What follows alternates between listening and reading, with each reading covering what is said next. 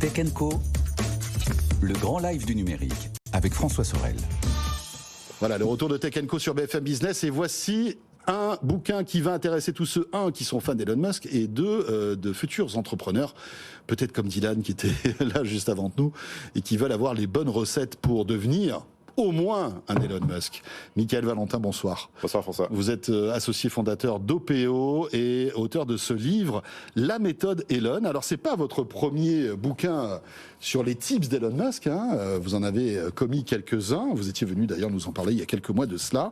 Pourquoi un nouveau livre sur Elon Musk ? Je crois qu'on s'est tous rendu compte pendant le Covid que la souveraineté industrielle, c'était plus une option en fait. C'était quelque chose qui était absolument nécessaire à la fois en France et en Europe. La plupart des Français sont d'accord avec ça. Et nous, la conviction qu'on a chez OPO, c'est que cette souveraineté industrielle, elle ne peut se réussir que si on arrive à hybrider le monde de la tech et le monde de l'industriel, le monde des usines, quoi. Grosso modo, moi ce que je pense, parce que j'ai un pied dans les usines et un pied dans le monde des startups, c'est qu'à la fois le monde des usines a besoin de s'inspirer de la méthode startup pour innover différemment, créer des nouveaux modèles d'affaires, être plus rapide et puis être aussi plus compétitif. Agile. Ouais. Ça, c'est d'une part.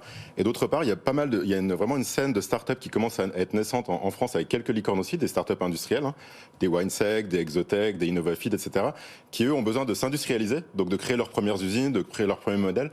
Et du coup, l'idée de ce livre, c'est de codifier les tactiques qui fonctionnent, qui viennent à la fois du monde plutôt de la start-up, de la tech, et qui permettent de passer à l'échelle en étant plus rapide, donc de s'inspirer de ça pour les industriels classiques pour qu'ils se transforment.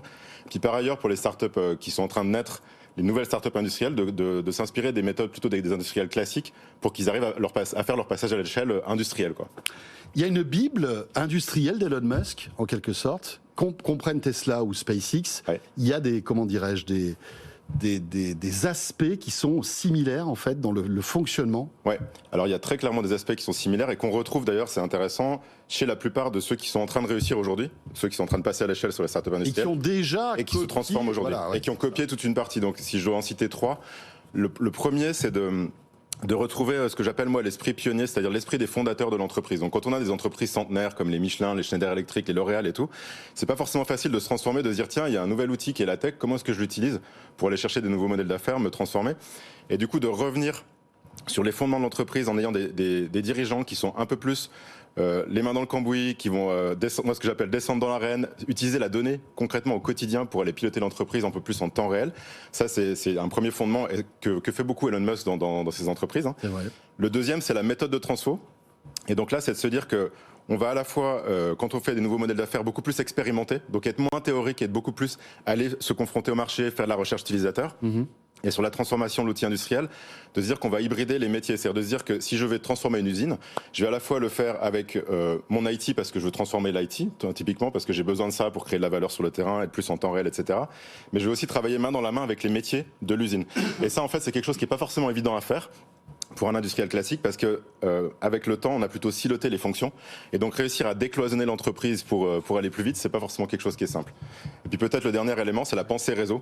La pensée réseau, c'est de se dire que je vais penser mon produit différemment, je vais le penser connecté pour pouvoir vendre autre chose qu'un produit, mais vendre aussi des services et avoir de l'info en permanence de ce que fait mon client avec mon produit, et le penser aussi de manière à ce qu'on puisse tracer ce qui se passe, parce que derrière il y a l'industrie circulaire qui arrive.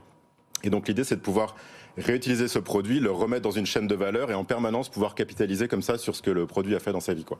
Ouais, c'est un peu le cas finalement avec cette fusée qui réatterrit toute seule, finalement. Ouais. C'était quelque chose qui était inouï, que les ingénieurs disaient que ça ne marcherait jamais, et il y est arrivé.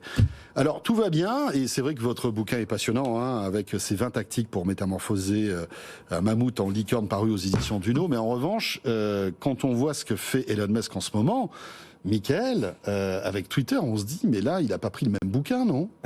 C'est un autre Elon Musk. C'est assez amusant parce qu'il fait un peu, dire n'importe quoi, je me permettrai pas, mais en tout cas, assez étrange. Il y a 5 ans, quand j'ai écrit mon premier livre sur les modèles que propose Elon Musk, qui était le modèle Tesla, en fait, je suis revenu en France et on m'a posé la même question. En fait, on m'a dit, mais Tesla, c'est n'importe quoi. En fait, ça marche pas, ils n'arrivent pas à produire, etc.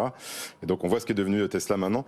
Je ne sais pas si ça va réussir Twitter ou pas, mais ce qui est intéressant dans ce qui se passe chez Twitter en ce moment, c'est qu'en fait, on avait Twitter qui était une plateforme relativement établie.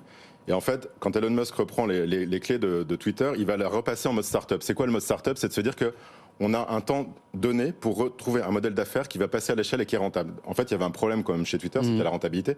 Donc là, en fait, il y a tout un tas d'expérimentations qui sont en place. Ça marche ou ça marche pas. Donc c'est ce qu'on appelle le test and learn. Et ce qui est parfois difficile à comprendre, c'est qu'on se dit ah mais ça marche pas.